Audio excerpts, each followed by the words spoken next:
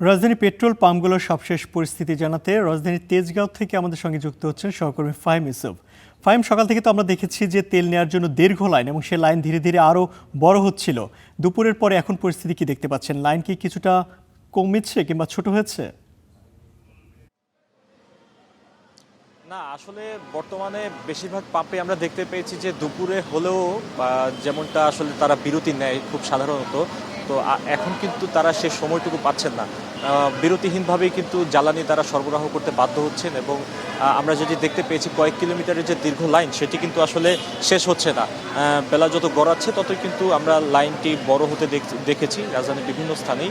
বর্তমানে তেজগাঁওয়ের যেই স্টেশনটিতে রয়েছে এখানে কিন্তু দীর্ঘ লাইন আমরা দেখতে পেয়েছি এবং বাইকের যে দীর্ঘ সারি সেটি কিন্তু বলা যায় প্রায় 1 কিলোমিটারের মতো দীর্ঘ হয়েছে এবং গাড়ির ক্ষেত্রে সেটি আসলে 1.5 থেকে 2 কিলোমিটার পর্যন্ত বেড়েছে।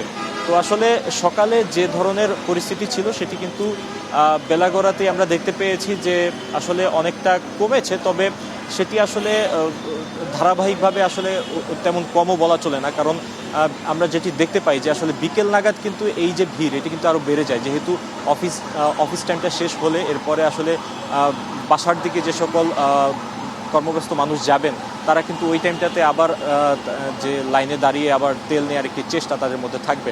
সেই জায়গা থেকে আসলে প্রতিদিন সকালে এবং বিকালে কিন্তু দীর্ঘ লাইন আমরা দেখতে পাই। তো দুপুরের যে সময়টা এই সময়টা অনেকটা আসলে লাইন থাকে, তবে সেটি আসলে দৈর্ঘ্য অনেকটাই কিন্তু কমে আসে।